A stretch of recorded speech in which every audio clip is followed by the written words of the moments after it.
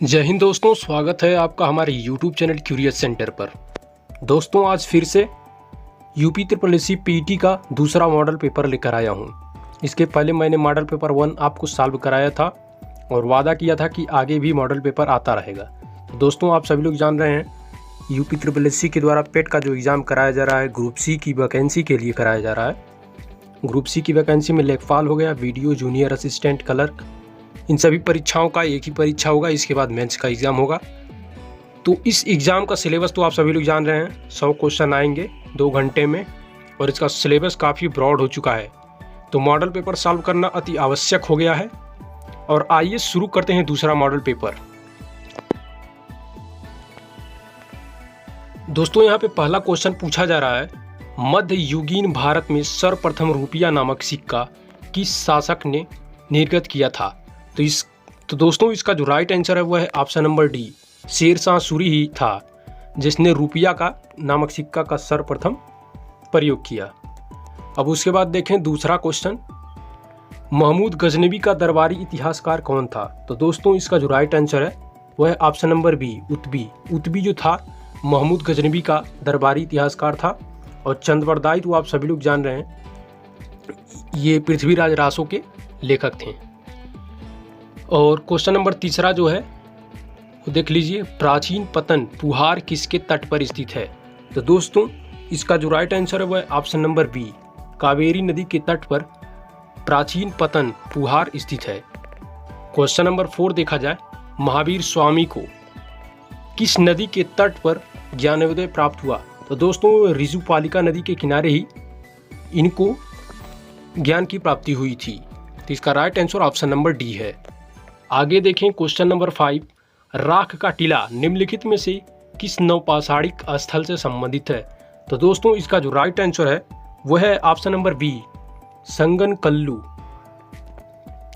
दोस्तों जो पहला मॉडल पेपर मैंने आपको कराया था उसमें मैंने आपको अलग अलग पोर्शन का करवाया था, जैसे 5 नंबर हिस्ट्री का, फिर ज्योग्राफी का, इस तरह से अलग अलग पोर्शन में बांटा था। लेकिन दोस्तों ये 100 नंबर का एक मॉडल पेपर है। देखिए आप लोग, इसमें सब कुछ मिक्स रहेगा दोस्तों। इसमें ये नहीं बताया जाएगा कहाँ से हिस्ट्री चालू हुआ है, कहाँ से मैथ है, कहाँ से ज्योग्राफी है। इसमें सभी मिक्स है दोस्तों। सिलेबस वही है लेकिन मिक्स करके दिया गया है। इसी तरह का एग्जाम में दोस्तों पूछा जाएगा। आइए आगे बढ़ते हैं, क्वेश्चन नंबर 6 देखते हैं। किस अधिनियम के अंतर्गत प्रथम बार भारत में चुनाव के तत्व का प्रारंभ हुआ? तो दोस्तों इसका जो राइट आंसर है वह है ऑप्शन नंबर बी, 1892 में।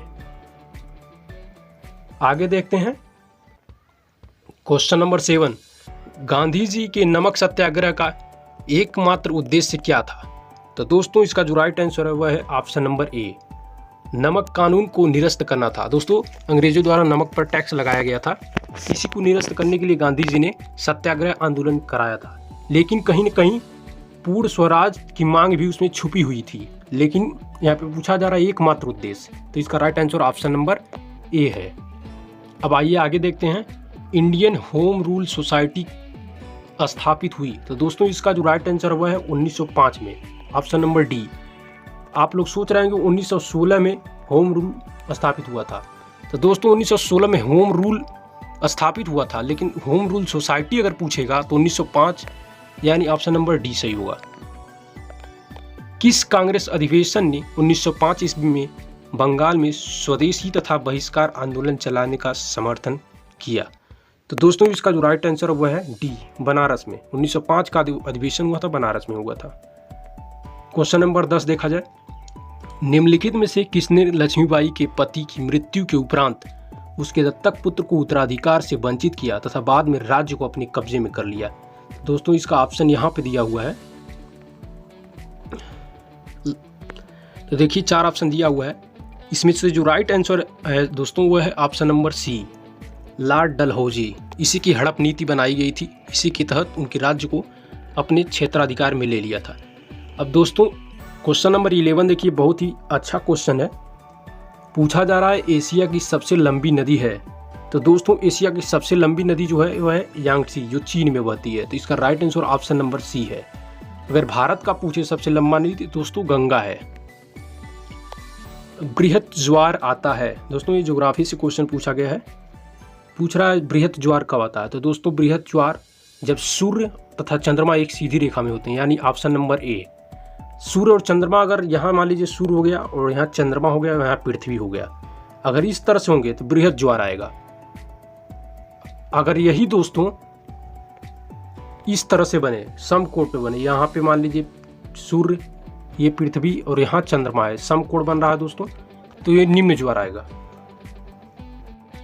आइए अब देखते हैं क्वेश्चन नंबर 13। भारत में प्रवेश करने वाली पश्चिमी विक्षोभ उत्पन्न होती है। तो दोस्तों ये भूमध्य सागर से उत्पन्न होती है जो यूरोप में स्थित है। तो right answer option number C, Bharat अवस्थित है। दोस्तों ये बहुत ही ध्यान से देखिएगा, इस क्वेश्चन को पूछ रहा भारत की स्थिति क्या है अक्षांश और देशांतर में।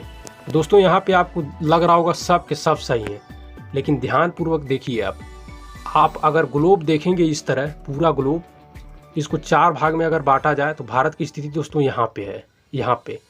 तो ये कहाँ से है, देशांतर। अगर देशांतर की बात की जाए तो देशांतर दोस्तों ये पूरब से पूरब देशांतर के बीच में है, और अक्षांश की बात की जाए तो दोस्तों ये अक्षांश हो गया, उत्तर से उत्तर। तो इसका राइट आंसर जो है दोस्तों वह है option number C, 8 degree 4 inch उत्तर से लेके 37 डिग्री 6 इंच उत्तर तथा देशांतर 68 डिग्री 7 इंच से लेके 97 डिग्री 25 इंच के बीच में पूरब। ये दोनों दोस्तों पूरब होगा और ये उत्तर होगा। आपको दिखा दिया हूं कि किस क्वाड्रेंट में है। क्वेश्चन नंबर 15, जनगणना 2011 के अनुसार 14 वर्ष से कम आयु वालों की संख्या सकल आबादी का कितने प्रतिशत है। तो दोस्तों इसका जो राइट आंसर है वह है ऑप्शन नंबर सी, यानी 31%। 14 वर्ष से कम आयु के बच्चे हैं 2011 की जनगणना के अनुसार। 2021 का दोस्तों हो नहीं पाया कोरोना के कारण, लग रहा 2022 में होगा। क्वेश्चन नंबर 16 इकोनॉमिक्स से लग रहा है, साख पत्र L/C दिया जाता है। साख पत्र किसको दिया जाता, किसके द्वारा दिया जाता है दोस्तों, यहाँ पे पूछा जा रहा साख पत्र किसके द्वारा दिया जाता है।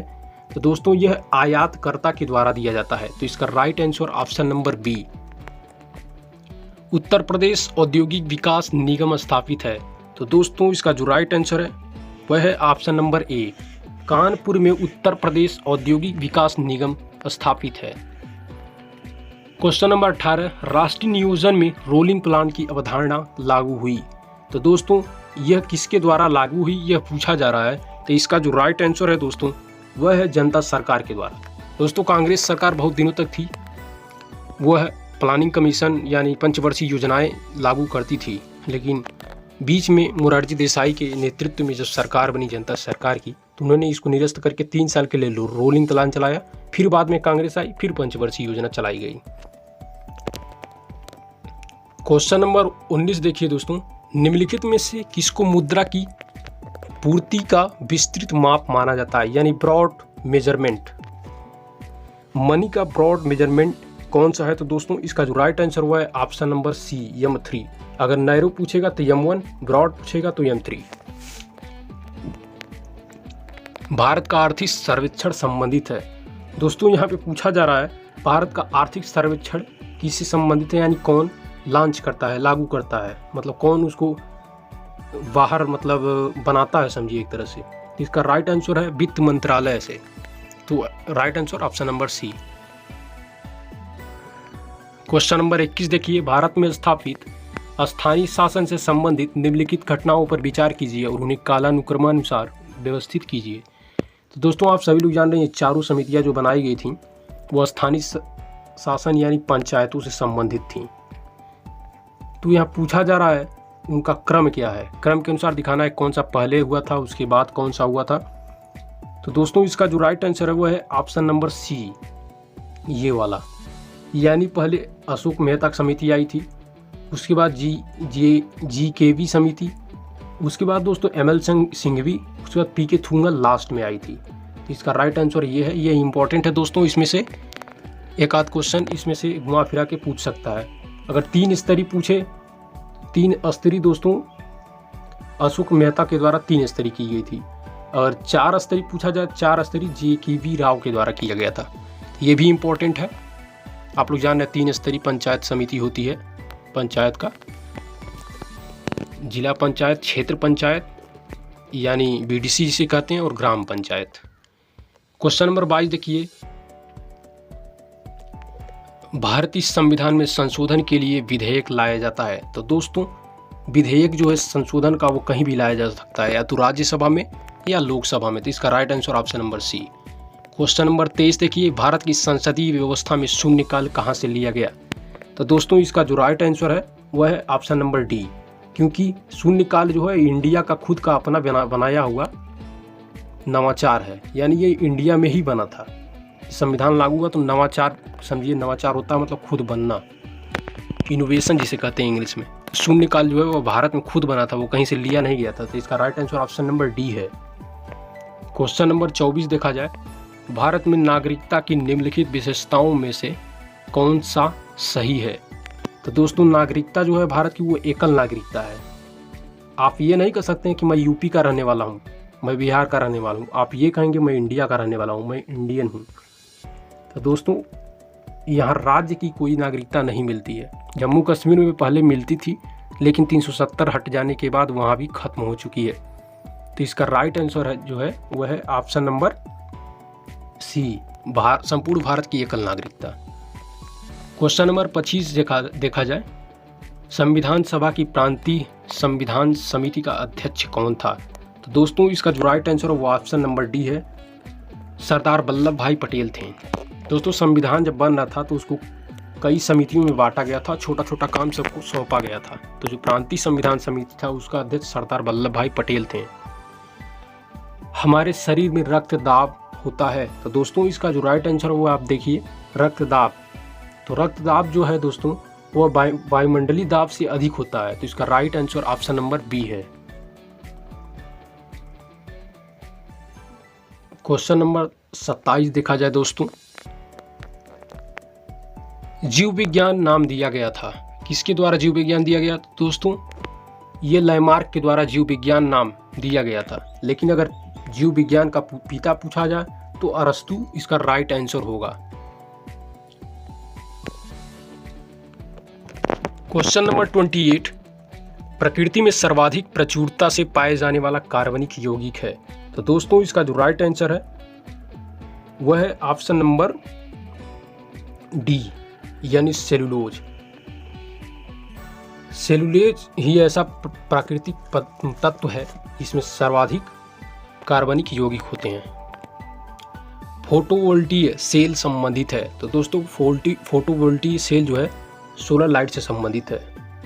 सोलर लाइट में इसका यूज होता है फोटोवोल्टीय का। तो इसका right answer option number A है। ये भी इम्पोर्टेंट है, पूछा जा सकता है एग्जाम में आपके। प्रकाश वर्ष किसकी इकाई है। तो दोस्तों प्रकाश वर्ष जैसा नाम से लग रहा है समय क्या होगा, लेकिन इसका right answer option number D है। दोस्तों समय की नहीं है, यह खगोलीय दूरी का है, दूरी नापा जाता है। इसे सूर्य के बीच, सूर्य और पृथ्वी या कोई भी तारा है वहाँ से पृथ्वी की दूरी कितनी है। क्वेश्चन नंबर 31 देखिए दोस्तों, मैथ का लग रहा है, चालू हो रहा है क्वेश्चन। 2 अंकों वाली संख्या में 18 जोड़ने पर उस संख्या के अंक आपस में बदल जाते हैं। अंकों का गुणनफल 8 है, संख्या ज्ञात करें। तो दोस्तों ये क्वेश्चन आप यहाँ पे देखिए, स्क्रीनशॉट मार लीजिए, चाहे तुरंत कॉपी रफ और पेन लेकर बैठे रहिए, इसको खुद सॉल्व करिए। इसका जो राइट आंसर है दोस्तों वो 24 आएगा। अब कैसे आएगा थोड़ा सा मैं हिंट दे रहा हूँ आपको, लेकिन लास्ट में मैं मैथ का सलूशन आपको ज़रूर दिखाऊंगा। अभी आप 2 अंक मान लीजिए, x और y है, इसको दहाई का मान लीजिए, इसके इकाई का। तो पहले 10x प्लस y लिखिए, फिर उसमें 18 जोड़िए। तो 18 जोड़ने पर कितना आना चाहिए कह रहा है, अंक बदल जा रहा है, मतलब ये दहाई, ये वाला दहाई चला जा रहा है, ये वाला इकाई चला जा रहा है। उसके बाद क्या हो जाएगा जब अंक बदलेगा, मतलब 10y हो जाएगा प्लस x हो जाएगा एक तरफ। एक इक्वेशन तो दोस्तों ये बन गया इक्वल टू लिख के, और दूसरा इक्वेशन का रहा गुणनफल 8 है। तो x इंटू वाई मिला के 8 है। इन दोनों को सॉल्व करेंगे आप तो राइट आंसर जो है वह 24 आएगा।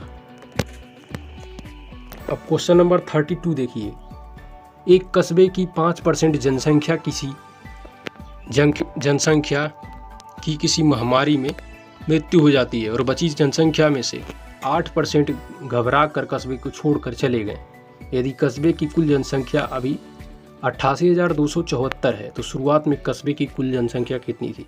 तो दोस्तों ये क्वेश्चन तो एकदम कोरोना की तरह लग रहा है कि कोरोना से 5% लोग मर गए, 8% लोग डर करके कहीं और भाग गए, इतने लोग बचे हैं। तो बताना है कौन सा संख्या सही है। तो आप चाहें तो इसमें से चारों में से देखिए, ये तो दोस्तों होगा नहीं, कम है, ये भी नहीं कम है क्योंकि नहीं होगा, इन्हीं दोनों में से कोई आंसर होगा। आप इसको रोक करके वीडियो को या स्क्रीनशॉट मार के इसको सॉल्व खुद करिए, या तो आप चाहें इसका पहले 5% निकालिए, घटाइए, फिर उसका 8% निकालिए, फिर घटाइए और देखिए इतना आएगा। तो इसका right answer option number B होगा। दोस्तों यहाँ पे 10,201 का वर्गमूल कितना है? तो वर्गमूल निकालना आप सभी लोग जानते हैं। तो इसका निकालिए, इसका निकालिए, इसका निकालिए, देखिए किसका आएगा, इसी का आएगा दोस्तों, 101 का। तो right answer option number C है। आप निकाल कर देख लीजिए दोस्तों। अब दोस्तों यहाँ पे पूछा जा रहा है 3/4, 5/8, 7/12 और 15/16 का औसत ज्ञात कीजिए।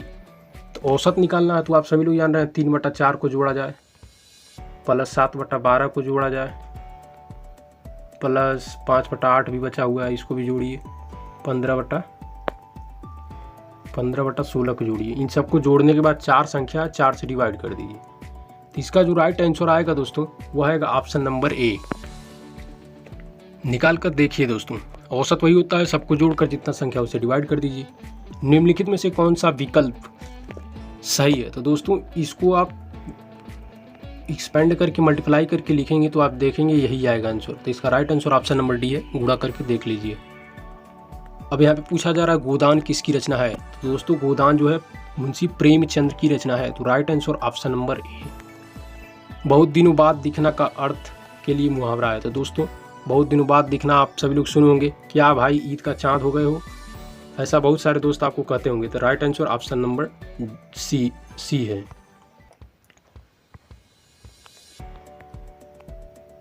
दिए गए विकल्पों में से सही वाक्य पहचानिए। दोस्तों यहाँ पे सही बताना है कौन सा है। तो इसका जो राइट आंसर है दोस्तों वह है ऑप्शन नंबर डी, क्योंकि जो ईमानदारी है वह एक गुण है, न कि व्यवहार है, न आचरण है, न लक्षण है, वह गुण है। तो ईमानदारी मनुष्य का श्रेष्ठ गुण है। तो right answer option number D. अब पूछा जा रहा है अनिल अनल का सही अर्थ देने वाला शब्द है। तो दोस्तों यहाँ पे पर्यायवाची है, समझिए। अनिल किसका पर्यायवाची है? वायु का। अनल किसका है? अग्नि का। तो right answer option number A है। नाम से लग रहा है दोनों सेम है, लेकिन दोस्तों ये अलग अलग वर्ड है। पक्षी दाना चुग रहा है रेखांकित शब्द का पर्यायवाची शब्द नहीं है। तो दोस्तों पक्षी का कौन सा पर्यायवाची नहीं है? तो बताइए कौन सा पर्यायवाची नहीं है? तो दोस्तों यहाँ पे ये खग तो है ही पक्षी का पर्यायवाची। नभचर यानी आकाश में उड़ने वाला, अंडा जो अंडा देती है, तो अंडा देते हैं। पंकज जो है दोस्तों वो कमल का होता है, पंकज। लेकिन यहाँ पक्षी का पूछा तो राइट आंसर ऑप्शन नंबर ए। अब दोस्तों यहाँ पे देखिए एक पैसेज दिया हुआ है इंग्लिश का, उसके बाद 1-2 क्वेश्चन पूछा है। इंग्लिश का 5 क्वेश्चन पूछा जाएगा जो कि बहुत ही इंपॉर्टेंट है, आपकी मेरिट को इंक्रीज करेगा। तो दोस्तों आप इसका स्क्रीनशॉट ले लें चाहे पढ़ लें इसे। The prehistoric man lived thousands of year ago. Archaeologist have dug up artifacts and have traveled through rock caves to study about him. They have discovered drawings on walls, skeletons and various other things such as fossils, hunting tools, bones etc. तो दोस्तों मैं इसको पढ़ूंगा नहीं, अब आप चाहें तो इसका स्क्रीनशॉट ले लें और उसके बाद में सॉल्व करें। ये बहुत लंबा है, पहले आप इसका स्क्रीनशॉट लें।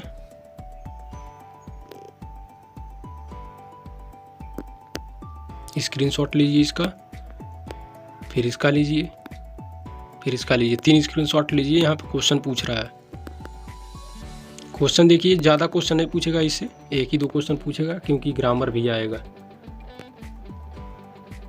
अब दोस्तों यहाँ पे पूछ रहा है which of the items listed below was not food for pre historic man. आप देखेंगे यहाँ पैसेज में फ्रूट शब्द भी आएगा। पूछ रहा है कौन सा भोजन के लिए यूज होता था। फ्रूट तो भोजन के लिए यूज होगा, एग्स भी होगा। फॉसिल्स दोस्तों खाया नहीं जाता है, फॉसिल्स तो अवशेष जो मिलते हैं। यहाँ पे देखिए, यहाँ पैसेज में भी दिया होगा।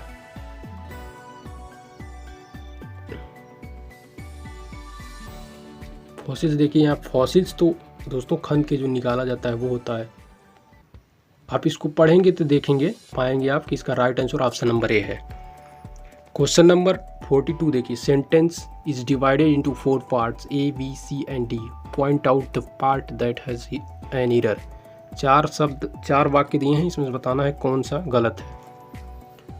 तो you are learning English for the last 1 year but you show no improvement at all. बताना है कौन सा गलत है।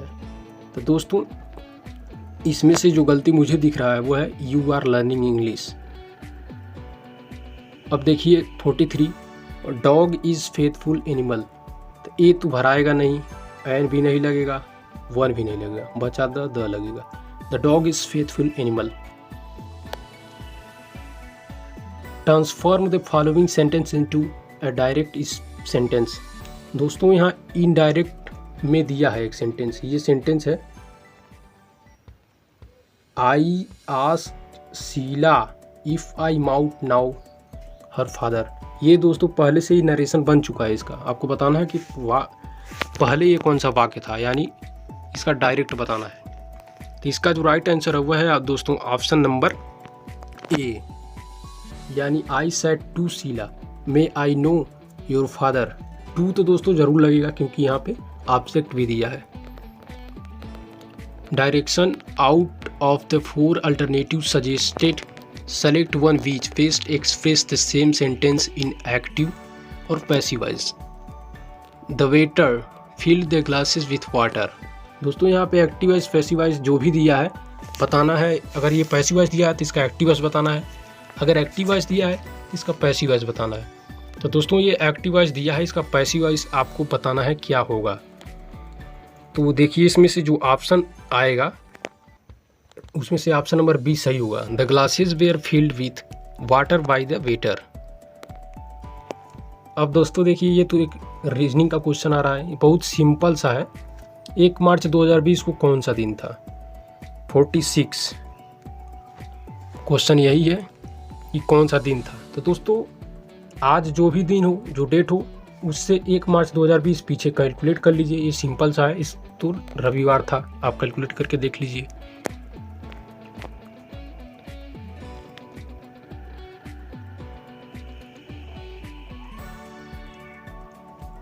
Question number 47। अब दोस्तों यहाँ पे रीजनिंग कर रहा है, उपयुक्त अनुक्रम का फर्स्ट पद सेकंड पद से थर्ड फोर्थ के बाद 7 बदलने। इस तरह कितने 8 हैं जो अपने बाएं और दाहिने ही संख्या नंबर से विभाजित हो। कह रहा है दोस्तों पहला वाला जो है दूसरे वाले से बदल दीजिए, मतलब 6 और 7 इंटरचेंज कर दीजिए। यहाँ 6 लिख दीजिए, यहाँ 7 लिख दीजिए। अब कह रहा है थर्ड फोर्थ के साथ, मतलब पहले 8 लिख दीजिए, उसके बाद 4 लिख दीजिए, मतलब ये वाला 8 और 4 फिर बदलिए। इसी तरह बदलते रहिए। अब ये वाला इसके साथ, मतलब 8 पहले लिख दीजिए, फिर 5 लिखिए, फिर यहाँ पे देखिए 4 पहले लिखिए, फिर 8 लिखिए, फिर देखिए इस तरह 3 और 2, तो फिर उसके बाद 2 लिखिए, फिर 3 लिखिए। इसी तरह बदलते रहिए दोस्तों। उसके बाद कह रहा है क्या कि कितने 8 ऐसे हैं जो अपने दाहिने और बाएं के नंबर से विभाजित हैं। जैसे मान लीजिए यहाँ पे जो 8 है, मान लीजिए वो 4 से भी विभाजित होगा और 8 से भी विभाजित होगा, दोनों से होगा। लेकिन इंटरचेंज करने के बाद आप देखेंगे कि कोई भी 8 ऐसा नहीं होगा जो दाएं बाएं दोनों से विभाजित होगा। तो इसका right answer option number B है 0। इस तरह तो एक विभाजित है ये वाला, लेकिन जब आप इंटरचेंज कर देंगे जिस तरह से बोला है तब एक भी विभाजित नहीं होगा। तो इसका right answer option number B है। दिए गए प्रश्नों में विभिन्न तत्वों के मध्य संबंध को दर्शाया गया है। दिए गए कथनों के बाद 2 निष्कर्ष दिए गए हैं, सही उत्तर चुनिए। तो दोस्तों ये कथन है, इसके अनुसार आपको बताना है इन दोनों में से कौन सा सही है या दोनों सही हैं। तो दोस्तों यहाँ पे कह रहा है पहला निष्कर्ष कि ई जो है जी से ग्रेटर देन है या इक्वल है। तो आपको बताना ये सही है या नहीं। तो दोस्तों आप पहले रिलेशन देखिए, जो देखिए ई और सी में देखिए ई जो है डी से बड़ा है या बराबर है और डी सी के बराबर है, यानी ई जो है सी से बड़ा है। और यहाँ देखिए सी जो है एफ से बड़ा है। तो ये तो सही है दोस्तों पहला वाला निष्कर्ष, लेकिन दूसरा निष्कर्ष सही नहीं है। आप देखिए, तो इसका जो राइट आंसर है वह है ऑप्शन नंबर ए, यानी पहला बस सही है। अब दोस्तों देखिए,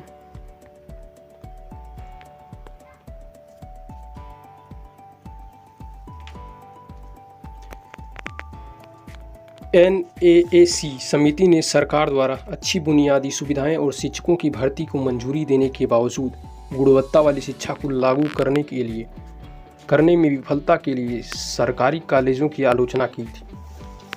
ये दोस्तों एक छोटा सा पैराग्राफ दिया है और 2 कार्यवाही दिया है कि क्या कार्यवाही होनी चाहिए। विफलता पर अपना पक्ष रखने के लिए कॉलेज को एक अवसर दिया जाना चाहिए। तो दोस्तों ये सही है कि जो ये समिति बनाई थी नियम, अगर मान लीजिए कॉलेज सफल नहीं हो पाए तो एक मौका उन्हें और देना चाहिए, सही है।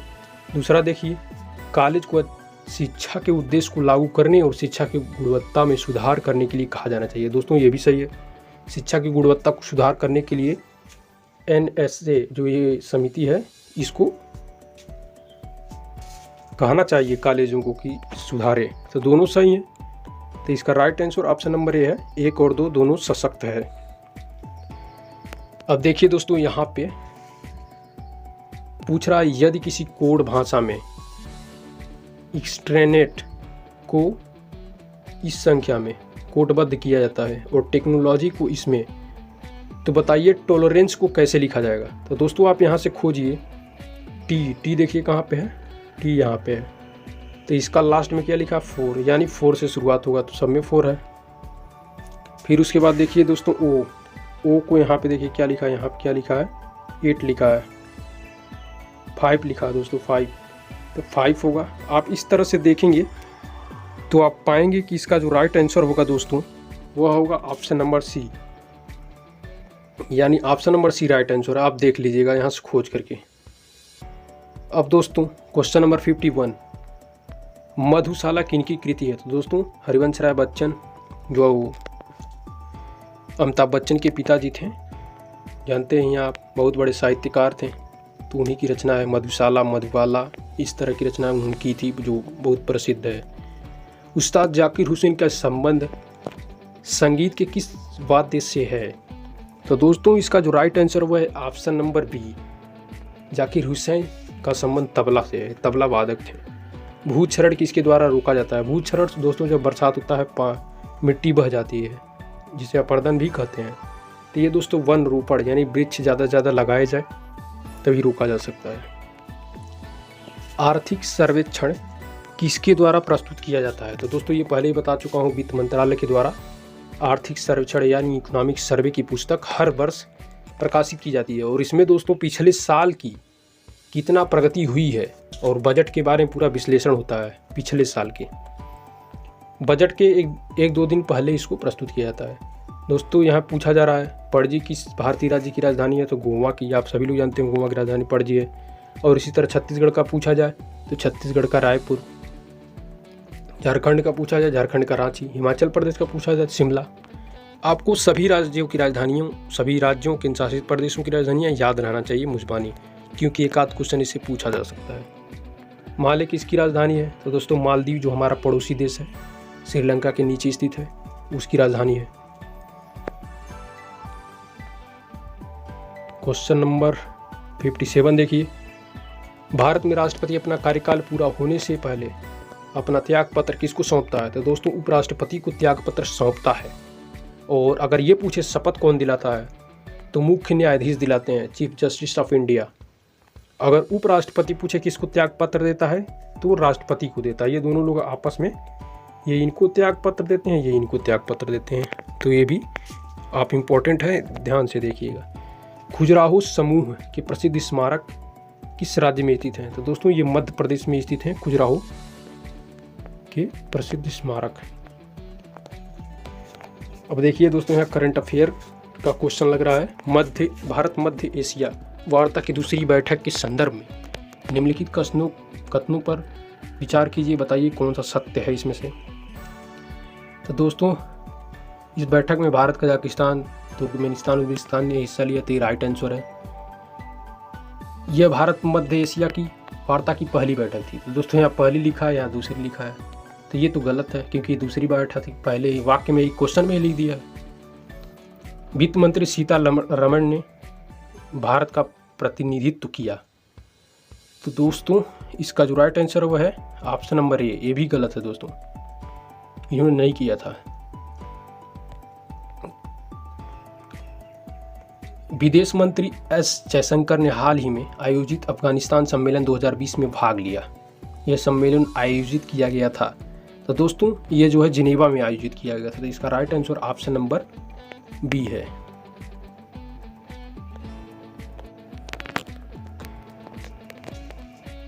दोस्तों क्वेश्चन नंबर 61 देखा जाए, शांति व विकास के लिए विश्व विज्ञान दिवस मनाया जाता है। तो दोस्तों इसका जो राइट आंसर है है ऑप्शन नंबर बी। 10 नवंबर को विश्व विज्ञान दिवस मनाया जाता है।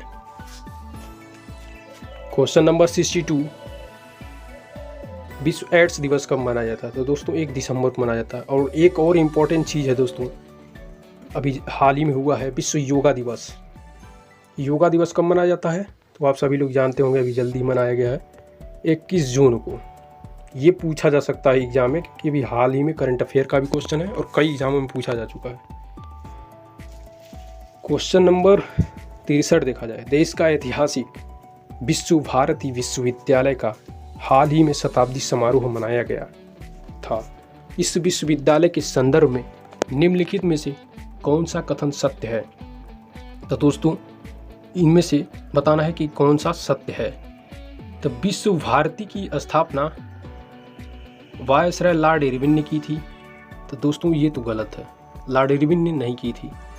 प्रधानमंत्री इस विश्वविद्यालय के कुलाधिपति हैं।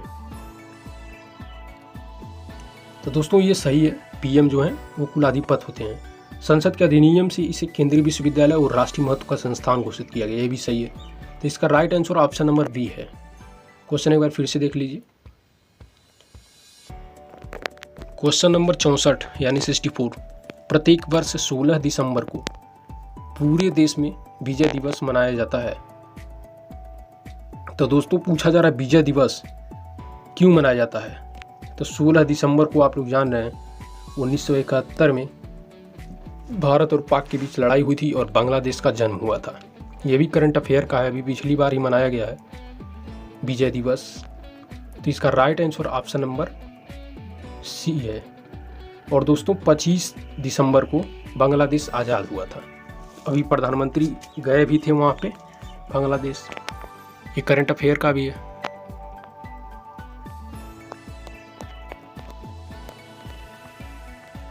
अमेरिका के 49वें उपराष्ट्रपति के रूप में भारतीय मूल की कमला हैरिस ने शपथ ली। वह निम्न में से किस भारतीय राज्य से संबंधित थी? तो दोस्तों ये भी करंट अफेयर का है, आप लोग जान रहे हैं 10 क्वेश्चन करंट अफेयर के पूछे जाएंगे। इसका राइट आंसर हुआ तमिलनाडु। वो तमिलनाडु राज्य के संबंधित हैं। उनकी जो दादा दादी थे वो तमिलनाडु के थे।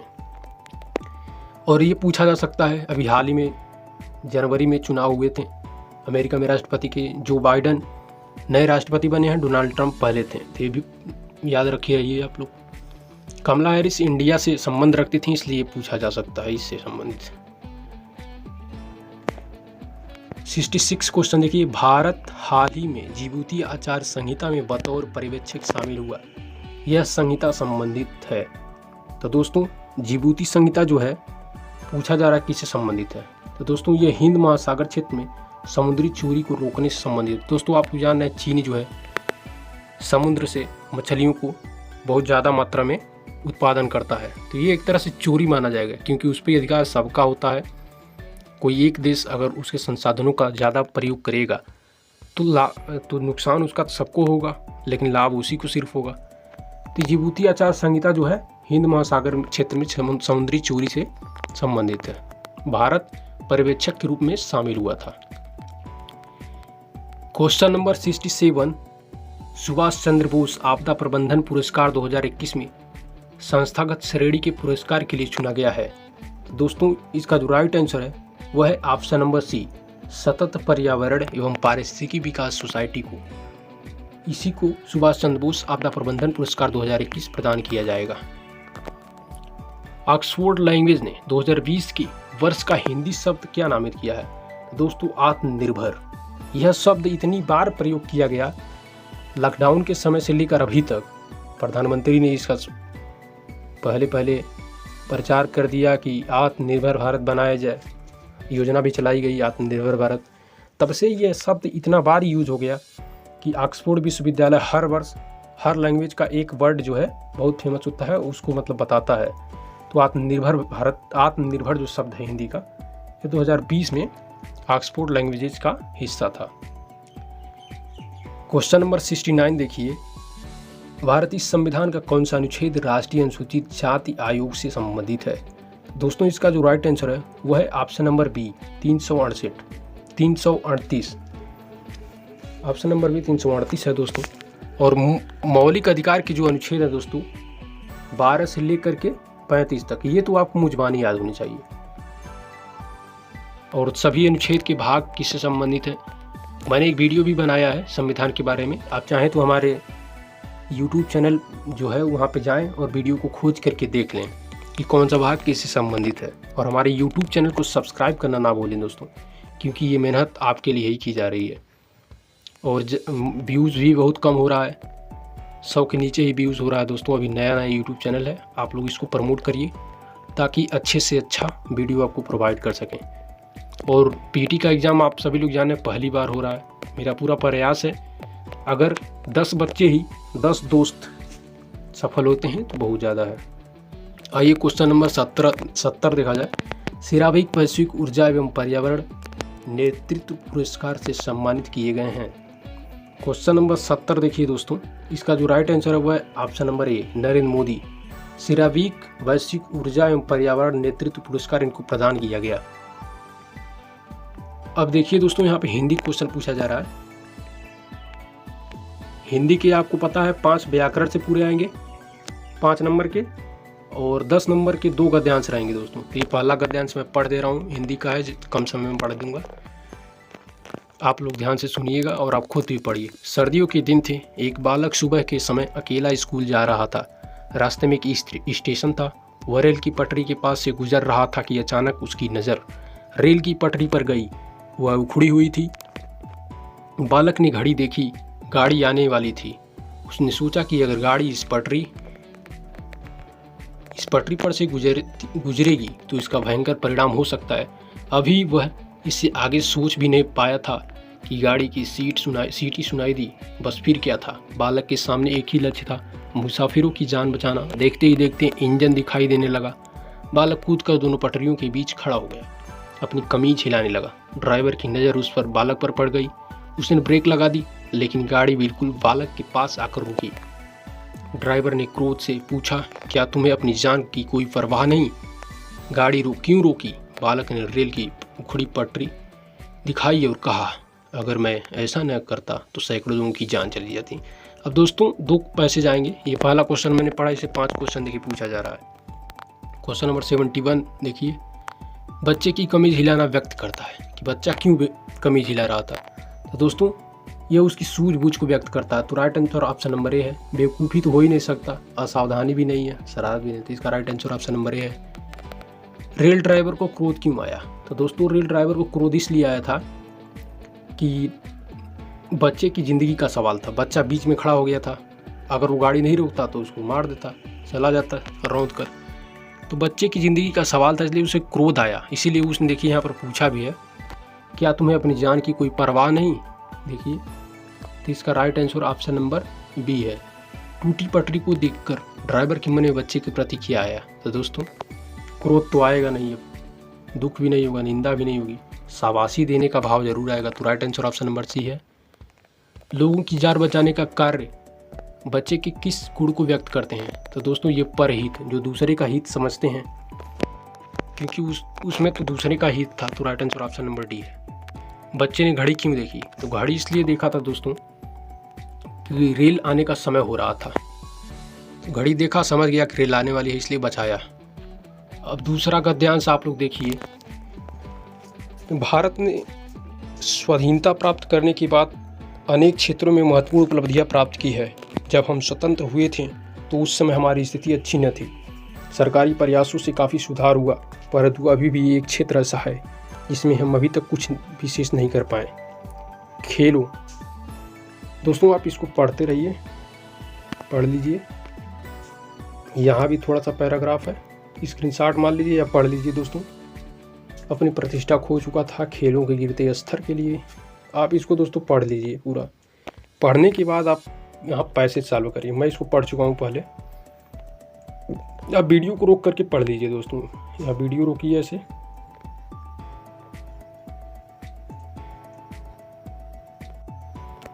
क्वेश्चन नंबर 76 मतलब उसी पैराग्राफ से पूछा जा रहा है, खेलों में निर्धन राष्ट्र भी हमसे आगे निकल गए हैं क्योंकि। तो दोस्तों क्योंकि खेलों को राष्ट्र का सम्मान माना जाता है वहाँ पे, इसीलिए। एक शीर्षक पढ़िएगा जब पैसेज पता चलेगा।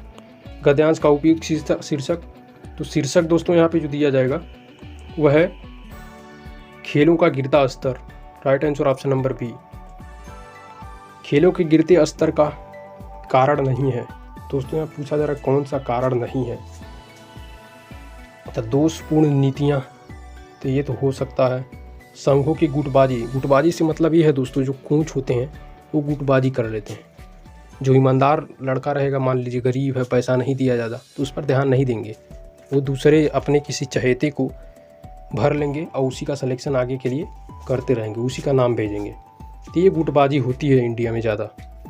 आप लोग दंगल मूवी देखे होंगे, वहाँ पे भी इस तरह का होता है, और बहुत सारे मूवी हैं बने हुए हैं। तो इसका जो राइट आंसर है दोस्तों वो है खेलों के लिए राष्ट्रीय सम्मान। ये स्तर नहीं, ये मतलब कारण नहीं है स्तर गिरने का, सुविधाओं का अभाव तो है ही। तो right answer option number D. खेलों पर नकारात्मक प्रभाव पड़ता है। तो दोस्तों खिलाड़ियों को सुविधा देने से तो नकारात्मक प्रभाव पड़ेगा नहीं, अभ्यास करने से इससे भी नहीं पड़ेगा, आपसी गुटबंदी होने से इससे ज़रूर पड़ सकता है, सम्मान देने से तो पड़ेगा नहीं। तो right answer option number B है। ये सब गलत है क्योंकि पूछा किससे प्रभाव पड़ता है। गद्यांश के अनुसार राष्ट्र की उपलब्धियों में नहीं है। तो दोस्तों आप यहाँ गद्यांश पढ़ेंगे तो पाएंगे, देखिए यहाँ पे दिया है, कारण चाहे जो भी हो इतना तय है खेल कूद को राष्ट्रीय सम्मान पर्याप्त नहीं मानते। मतलब हमारे देश में खेल कूद को उतना सम्मान नहीं प्राप्त है जितना अन्य देशों में है। स्वास्थ्य भी है, शिक्षा भी है, कृषि भी है, खेल नहीं माना जा रहा है अभी तक। अब धीरे धीरे बढ़ रहे हैं लोग। अब दोस्तों एक इम्पॉर्टेंट पोर्शन जो कि बहुत कम लोग जानते होंगे, आप बहुत सारे मॉडल पेपर देखे भी होंगे, यूट्यूब चैनल पर भी बहुत सारे लोग इस भाग को नहीं बता रहे हैं। यानी जो ये भाग है ग्राफ से संबंधित, आप जान रहे हैं कि 10 क्वेश्चन आएगा ग्राफ से संबंधित। उसके बाद टेबल से संबंधित, ये बेसिकली मैथ से ही संबंधित है। 10-10 नंबर का, यानी 20 नंबर, ये बहुत बड़ा पोर्शन है दोस्तों। अब थोड़ा सा दिमाग लगाना, उसके बाद आप इसको कर ले जाएंगे। तो आइए देखिए, यहाँ पे एक टेबल दिया हुआ है। पहले ग्राफ एक देखिए, इसे 5 क्वेश्चन पूछेगा। निम्नलिखित बार ग्राफ का अध्ययन करें और प्रश्नों का उत्तर दें। बार ग्राफ में वर्ष 1975 से 1987 तक मुद्रास्फीति की वार्षिक दर प्रतिशत में दी गई है। यहाँ पे दोस्तों देश दिए गए हैं, ये देश हैं, ये उनकी मुद्रास्फीति है, टेबल के रूप में दी गई है। अब इससे क्वेश्चन देखिए, यहाँ पूछा जा रहा है क्या है। वर्ष 1975 से 1987 के बीच तीसरी दुनिया के देशों में मुद्रास्फीति की दर कितनी प्रतिशत है। दोस्तों यहाँ पे आप परसेंटेज निकाल लीजिएगा। तीसरा विश्व पूछ रहा है, ये है थर्ड। तो देखिए दोस्तों इसमें कितना परसेंट वृद्धि हो रहा है। तो अब 26.6 में देखिए इतना वृद्धि हो रहा है, तो उसका परसेंटेज निकाल लीजिए, पता चल जाएगा। अभी इसका सलूशन मैं लास्ट में दे रहा हूँ, लेकिन इसका जो राइट आंसर है दोस्तों वह है ऑप्शन नंबर डी, यानी 36%। मुद्रास्फीति में परिवर्तन की निम्नतर दर इनमें से कहाँ थी। तो दोस्तों बताना है कि कहाँ पर सबसे निम्न दर से मुद्रास्फीति बढ़ी है। तो देखिए दोस्तों, यहाँ तो बहुत ज़्यादा, ये तो होगा नहीं, ये भी नहीं होगा। अब इसमें तीनों का परसेंटेज निकालिए, कितना परसेंट बढ़ रहा है। तो आप परसेंटेज निकालेंगे तो आप पाएंगे कि दोस्तों यहाँ पे जो है ज़्यादा बढ़ रहा है। परसेंटेज निकालिए, देखिए यूके में दोस्तों ज़्यादा कम है मुद्रास्फीति। यूके कहाँ पे है, ये है, इसका जो निम्नतर है वृद्धि दर। तो राइट आंसर ऑप्शन नंबर यहाँ पे बी हो गया है। अभी इसका सलूशन मैं प्रोवाइड आपको करा रहा हूँ। 83 का दोस्तों राइट आंसर जो है, 83 का राइट आंसर है ऑप्शन नंबर बी, सॉरी दोस्तों ऑप्शन नंबर ए है, संयुक्त राज्य अमेरिका को। अभी मैं इसका सलूशन प्रोवाइड करा रहा हूँ, अभी आपको सिर्फ आंसर बताते चल रहा हूँ। वर्ष 1987 में विश्व की तुलना में देशों की मुद्रास्फीति दर में कितनी वृद्धि हुई है? तो 84 का बी है राइट आंसर। ये दोस्तों अभी मैं इसका सलूशन आपको प्रोवाइड कर रहा हूँ। देखिए यहाँ पे एक और ग्राफ दिया है, यहाँ पे ग्राफ है, इसे 5 क्वेश्चन पूछा है। ग्राफ में किसी कंपनी की मासिक व्यय को दर्शाया गया ग्राफ का अध्ययन कीजिए और प्रश्नों के उत्तर दीजिए। तो पहले तो आप एक काम करिए, इन सबको जोड़ लीजिए, कितना प्रोडक्शन हुआ है। तो इसका देखिए 10 लाख है, ये लाख में दिया है, ये 20 लाख, ये 80 लाख, ये दोस्तों ये भी 10 लाख, ये 15 लाख। तो पहले सब जोड़ लीजिए आप, जोड़ने के बाद टोटल 135 लाख आएगा। अब देखिए क्वेश्चन क्या पूछ रहा है, विविध मद पर कितने राशि खर्च हुए हैं? तो विविध कहाँ पे है? विविध यहाँ पे है, विविध यहाँ मिसलेनियस कितना खर्च हुआ है निकालिए, कितना भाग कितना परसेंट खर्च हुआ है। तो विविध देखिए यहाँ 15 आएगा, 15 और टोटल कितना था 135, 100 से मल्टीप्लाई करिए, परसेंटेज निकालिए। तो परसेंटेज जब निकालेंगे आप तो आप देखेंगे कि आएगा 100/9। 100/9 को जब आप डिवाइड करेंगे तो आप देखेंगे right answer option number C आएगा। आगे देखिए जलपान पर राशि का कितना भाग खर्च हुआ है? जलपान यानी रिफ्रेशमेंट, रिफ्रेशमेंट पर कितना खर्च हुआ है? तो 10 ही है। टोटल कितना है भाग? 135, डिवाइड करिए, डिवाइड करने के बाद कितना आएगा? 10 है, 135 है, डिवाइड करिए।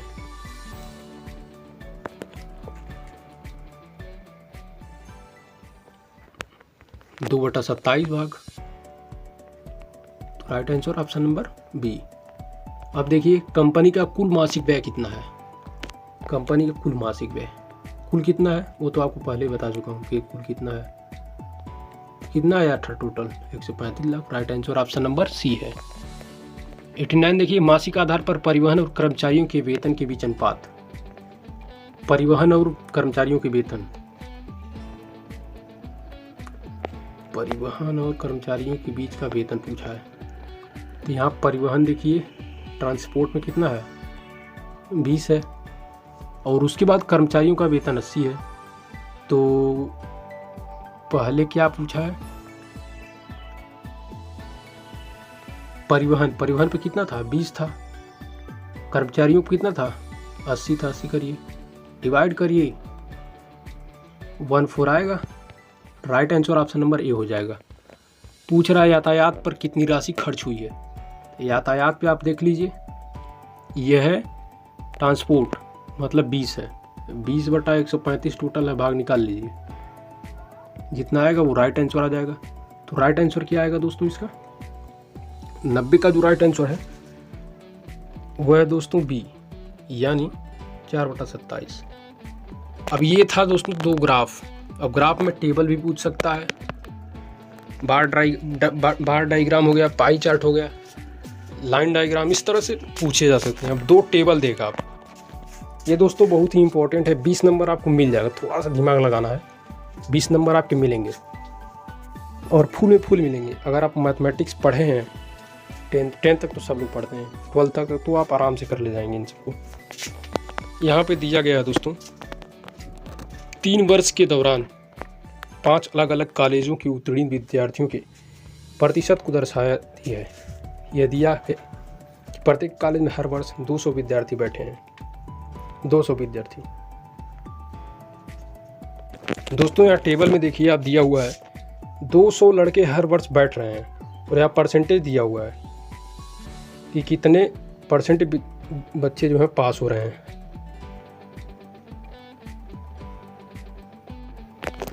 दो 200 में कितने परसेंट पास हो रहे हैं? मान लीजिए 68% पास हो रहे हैं 2015 में, तो इसको 2 से गुणा कर दीजिए, पता चला कितने लोग पास हो रहे हैं, परसेंटेज दिया है।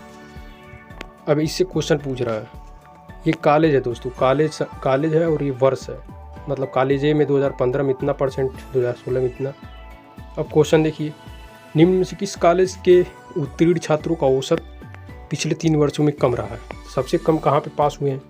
तो आप देखेंगे ये इसमें तो ज़्यादा है, इसमें भी ज़्यादा है, इसमें भी ज़्यादा है, इन्हीं दोनों में से कोई होगा तो आप देखेंगे इसमें कम आएगा। तो कॉलेज नंबर बी, यानी right answer option number B है। तो देखिए इस तरह से क्वेश्चन पूछेगा, आपको परसेंटेज निकालना है। कॉलेज बी से उत्तीर्ण होने वाले विद्यार्थियों की संख्या में वृद्धि पूछा है। 2017 में ये है, बी का 77% है, पिछले साल 68 था, तो कितना वृद्धि हुआ निकाल लीजिए, पता चल जाएगा। इसी तरह से दोस्तों क्वेश्चन पूछेगा, आप यहाँ पे निकाल लीजिएगा। अभी इसका सलूशन प्रोवाइड करा रहा हूँ। दूसरा टेबल देखिए, इससे भी 5 क्वेश्चन पूछा है। नीचे दी गई तालिका में गांव वर्ष 2011-2016 तक तथा शिक्षित लोगों का कुल जनसंख्या को दर्शाया गया है। ये शिक्षित लोग हैं, 2011 में इतना कुल था, इतने शिक्षित थे। तो इसी तरफ देखिए क्वेश्चन पूछा है, 2012 में कितने प्रतिशत लोग शिक्षित थे? 2012 ये है, कितने परसेंट थे? तो 8 से 14 लोग थे। टोटल कितना था? 3072। परसेंटेज निकालिए, 100 से गुणा करिए तो कितना आएगा? तो आप जब निकालेंगे तो देखेंगे कि 26.49 आया, 26.49 आएगा राइट आंसर। अब 2011 की तुलना में 2012 में कुल जनसंख्या में कितना परसेंट वृद्धि हुई? 2011 की कुल जनसंख्या कितनी है दोस्तों? यहाँ पर देखिए इतनी है, 2012 में इतनी। परसेंटेज निकालिए, 3072 और यहाँ पे 3128। पहले घटाइए, इसको घटाने के बाद जितना आएगा यहाँ लिखिएगा ऊपर, नीचे कितना लिखेंगे? 3072 और गुणे 100 करिएगा, जितना आएगा घटाने पर ऊपर लिखिएगा। उसके बाद करने के बाद आप जब निकाल लेंगे तो लगभग आंसर जो आएगा 1 आएगा। 1% के आसपास वृद्धि हुई है, तो 97 का जो है वो ए आंसर हो जाएगा। 98 देखिए, वर्ष 2014 की तुलना में 2015 में शिक्षित लोगों की संख्या में कितनी परसेंट वृद्धि हुई है? तो 14 में दोस्तों इतने लोग हैं, 14 में इतने लोग हैं, यहाँ पे दिया है 15 में इतने। तो पहले इसको हटाइए और नीचे लिखिए 1250, जितने लोग बढ़े हैं यहाँ लिखिए, गुणे 100 करिए। तो इस तरह से निकालेंगे, परसेंटेज आ जाएगा। तो इसका जो राइट आंसर आएगा वह है आंसर ए, 10.4%। वर्ष 2011 से 2016 तक शिक्षित लोगों का औसत संख्या निकालिए। 11 से 16 तक सबको जोड़ दीजिए, उसके बाद कितना है? 1 2 3 6, जितना आएगा यहाँ सम लिखिए, अच्छा से डिवाइड करिए, औसत आ जाएगा। वर्ष 2015 की तुलना में वर्ष 2014 में शिक्षित लोगों की संख्या में कितने % की कमी आई है? तो 2014 देखिए यहाँ पे है, और उसके बाद फिर पूछा क्या है? 2015 की तुलना में 2014 में वर्ष 2014 में शिक्षित लोगों की संख्या में कितनी कमी आई है? तो दोस्तों यहाँ पे पूछ रहा कमी कितनी आई है। तो 2014 में इतने लोग थे, 15 में इतने, तो नीचे जो हो जाएगा 1380 हो जाएगा, क्योंकि इसकी तुलना करना है। और घटाने के बाद जितना आएगा यहाँ लिख दीजिएगा, 100 करिएगा। उसके बाद आप देखेंगे जो राइट आंसर आएगा वह है ऑप्शन नंबर डी आएगा, यानी 9.42%। तो दोस्तों इस तरह से मैंने लगभग 100 क्वेश्चन करवा दिए हैं। अब आइए सलूशन आपको थोड़ा दिखा दूँ मैं मैथ का।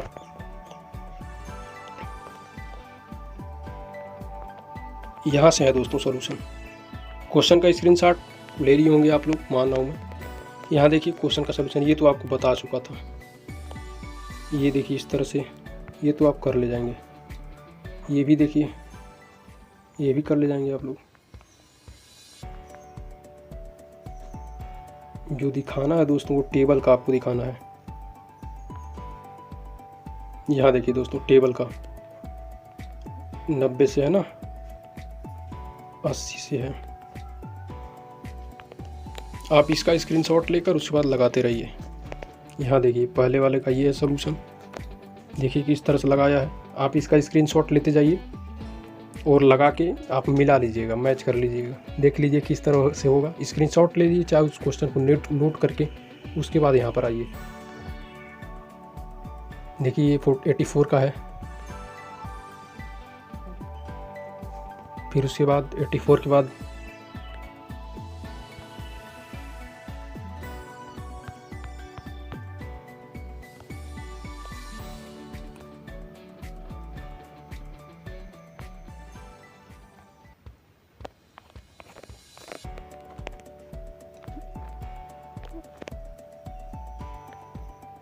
84 के बाद 85, इसका भी सोल्यूशन देखिए। 86 देखिए यहाँ पे है 86 का, 85 देख लिया आपने, 87, 88 यहाँ देखिए, ये सब तो आपको बता चुका हूँ। ये देखिए 92 का, 91 का यहाँ पे नीचे देख लीजिए, 91 का ये है। आप स्क्रीनशॉट इसका मारते जाइए दोस्तों।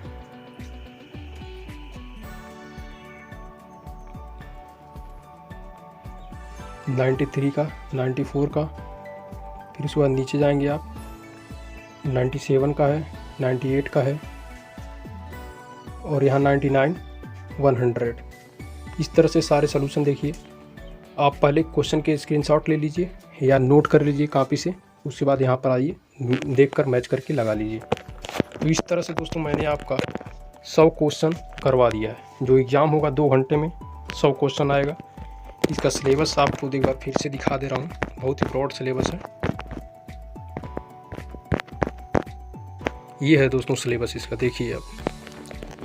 इसमें सिलेबस में देखिए यहाँ दिया है 100 मार्क्स 2 घंटे का, 5 हिस्ट्री से है, पूरा हिस्ट्री मिला के 5 मॉडर्न से है। ये सिलेबस है दोस्तों, चाहे आप इसकी स्क्रीनशॉट मार लें। ये सिलेबस है पूरा। तो दोस्तों ये जो पार्ट्स हैं बहुत ही इम्पोर्टेंट है, यही आपको सलेक्शन दिलाएंगे।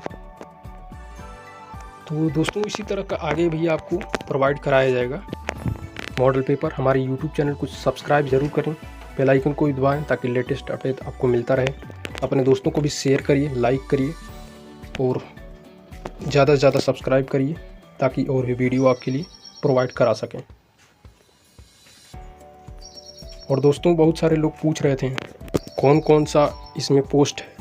तो पोस्ट में दोस्तों पहले वीडियो का एक समझिए, विलेज डेवलपमेंट ऑफिसर यानी ग्राम विकास अधिकारी या ग्राम पंचायत अधिकारी भी कहते हैं। किसी किसी गांव में इसे सेक्रेटरी या सचिव कहते हैं, गांव के सचिव जो ग्राम प्रधान के साथ साथ रहते हैं, उनके कामकाज को एक प्रशासनिक सहायता प्रोवाइड कराते हैं।